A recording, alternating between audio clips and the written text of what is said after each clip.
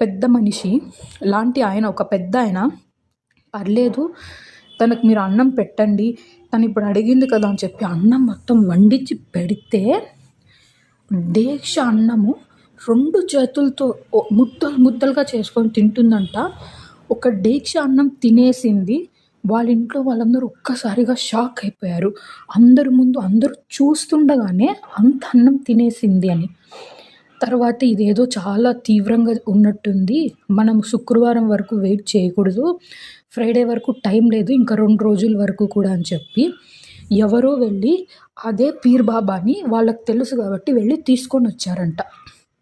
రాత్రికి రాత్రి వాళ్ళ ఇంటి ముందర అమ్మాయిని కూర్చోబెట్టి పీర్ బాబా వస్తే ఆ అమ్మాయిని అసలు ఎవరు నువ్వు, ఎందుకు నువ్వు ఇలా చేస్తున్నావు అంటే తను ఒక్కసారిగా నా పేరు సంధ్య, నేను ఇప్పటికి చచ్చిపోయి 30 ఏళ్ళు అయింది, చచ్చిపోయిన నాటికి నా వయసు 18 ఏళ్ళు, ఈరోజు ఈ అమ్మాయి కూడా 18 ఏళ్ళు, నేను చచ్చిపోవడానికి రీజన్ మాత్రము ఒక అబ్బాయి, ఆ అబ్బాయి నేను ప్రేమించాను కానీ నేను అందంగా లేను అని చెప్పి నన్ను ఇలా చంపేశాడు అని తను చెప్పిందట.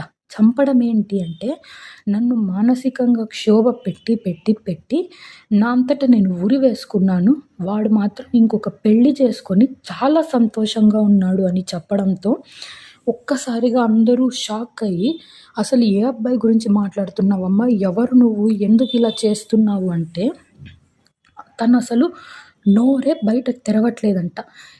ఒక్కసారి అడగగానే ఇన్ని డీటెయిల్స్ చెప్పి ఇప్పుడు ఎందుకు నోరు మూసుకున్నావు అంటే ఆ అబ్బాయి మీ మధ్యలోనే ఉన్నాడు అని ఒక్క మాట చెప్పి గట్టిగా నవ్వుతుందంట. అసలు ఎవరు అబ్బాయి అని చెప్పి వాళ్ళందరూ చూస్తుంటే ప్రతి ఒక్కరూ ఆలోచిస్తూ అసలు ఎవరు నువ్వు, ఎందుకు ఇలా చేస్తున్నావు, ఎక్కడున్నాడు ఆ అబ్బాయి, అసలు నీ వయసు ఎంత అంటే నేను గనుక బతికుంటే ఇవాల్టికి నాకు 48 సంవత్సరాలు ఉండేవి, కానీ నేను చనిపోయి 30 ఏళ్ళు అవుతుంది, నిన్ను చనిపోయే నాటికి నాకు 18 ఏళ్ళు, ఈరోజు ఈ అమ్మాయికి 18 ఏళ్ళు, కాబట్టి నేను ఈ అమ్మాయిని ఎంచుకున్నాను అని చెప్పిందంట.